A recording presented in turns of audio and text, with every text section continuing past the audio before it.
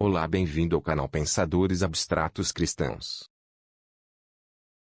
Hoje vamos falar um pouco sobre a biografia de Santo Agostinho em capítulos. Bom estudo! A vida e obra de Santo Agostinho é um dos mais importantes legados da história da Igreja Católica. Suas reflexões teológicas e filosóficas influenciaram profundamente o pensamento ocidental e são pensados até hoje. Vamos explorar a trajetória de Santo Agostinho, desde sua infância e juventude até sua conversão ao cristianismo e sua ascensão como bispo de Hipona. Além disso, vamos discutir as principais ideias de Santo Agostinho em áreas como filosofia, teologia e política. Capítulo 1 – Infância e Juventude, as raízes da fé. Santo Agostinho nasceu em Tagaste, no norte da África, em 354 d.C. Ele cresceu em uma família cristã, com uma mãe piedosa chamada Mônica, que teve grande influência em sua vida e espiritualismo.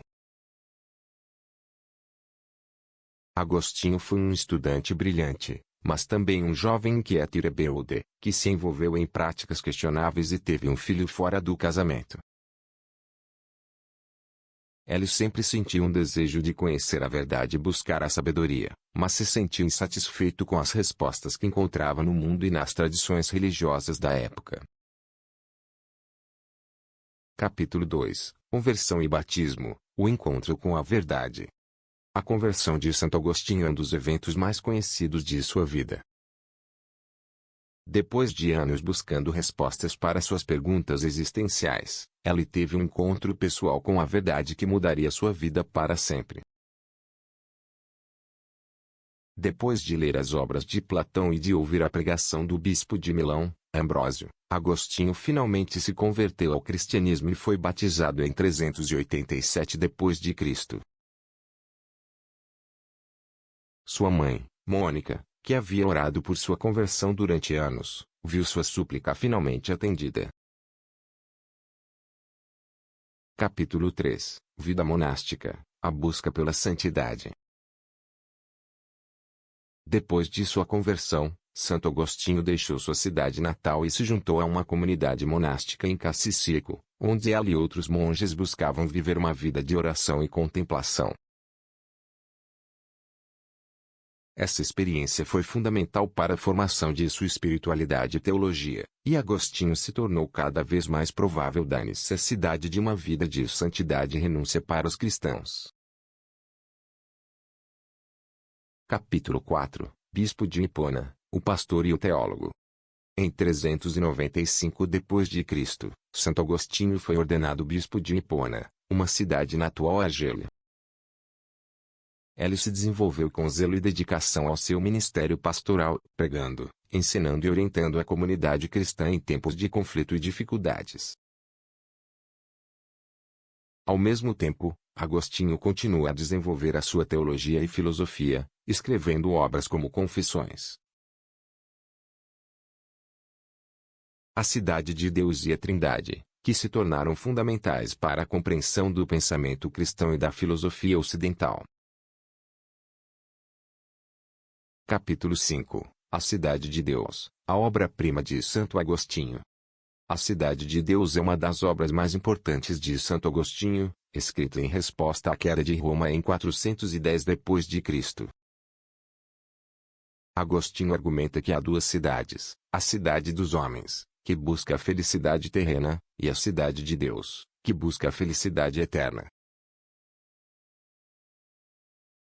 Ele mostra como a cidade de Deus transcende a cidade dos homens e como a história humana é moldada pelo conflito entre essas duas cidades.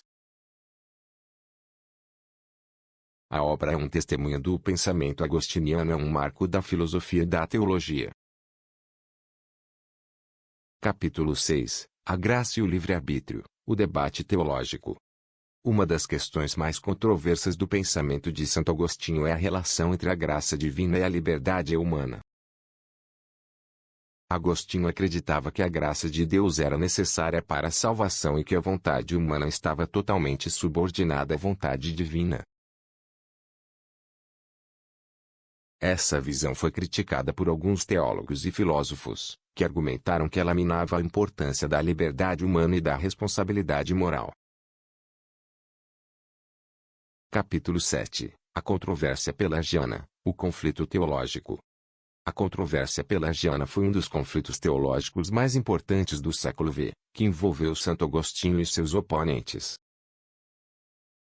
Pelágio, um monge britânico, negava a doutrina agostiniana da graça e do pecado original, argumentando que os seres humanos puderam alcançar a salvação por meio de suas próprias escolhas e méritos. Santo Agostinho refutou essa visão, argumentando que a graça divina era necessária para a salvação e que a vontade humana estava corrompida pelo pecado original. Capítulo 8. A teologia da Trindade, o mistério do Deus unitrino. A teologia da Trindade é um dos aspectos mais importantes do pensamento cristão e também um tema central na obra de Santo Agostinho. Agostinho ensinou que Deus é um trino, uma comunidade de amor entre o Pai, o Filho e o Espírito Santo. Ele argumentou que essa comunidade divina é o modelo para a vida cristã, que deve ser vivida em amor e comunhão com os outros. Capítulo 9. A Eucaristia, a presença real de Cristo. A Eucaristia é um dos sacramentos mais importantes da Igreja Católica e também um tema central na obra de Santo Agostinho. Agostinho ensinou que a Eucaristia é a presença real de Cristo no pão e no vinho consagrados, e que os cristãos devem comungar com fé e reverência. Sua teologia da Eucaristia influenciou o pensamento cristão por séculos e ainda é uma questão importante na teologia e na liturgia da Igreja. Capítulo 10. A espiritualidade agostiniana, a busca da verdade do amor. A espiritualidade agostiniana é caracterizada pela busca da verdade do amor, que são vistos como dons divinos que devem ser buscados com humildade e confiança. Santo Agostinho ensinava que a verdade é encontrada em Deus e que o amor é o princípio que governa todas as coisas. Ele também enfatizou a importância da oração e da contemplação para a vida espiritual, e desenvolveu uma rica tradição de espiritualidade que ainda é valorizada pelos cristãos hoje. Capítulo 11. A influência de Santo Agostinho, o legado de um gigante. A influência de Santo Agostinho é vasta e duradoura, abrangendo a teologia, a filosofia, a literatura e a cultura em geral. Agostinho influenciou a teologia medieval e a reforma protestante, e suas obras foram fundamentais para o desenvolvimento do pensamento ocidental. Alguns de seus conceitos, como a doutrina do pecado original e a teologia da graça, ainda são importantes para uma teologia cristã. Agostinho também é valorizado por sua habilidade literária e seus escritos sobre a alma humana, a natureza do tempo e o significado da história. Ele é um dos gigantes da cultura ocidental e sua influência continua a ser sentida até os dias de hoje. Capítulo 12. As Confissões de Santo Agostinho, a busca pela verdade e a graça divina. As Confissões são uma das obras mais conhecidas de Santo Agostinho e também uma das mais importantes da literatura ocidental. Nesta obra, Agostinho narra sua busca pela verdade e pela graça divina, desde sua infância até sua conversão ao cristianismo.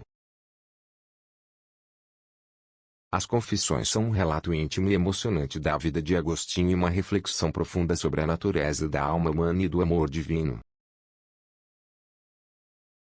Capítulo 13. A Cidade de Deus, a reflexão sobre a história e a civilização. A Cidade de Deus é uma obra monumental de Santo Agostinho, que reflete sobre a história e a civilização humana.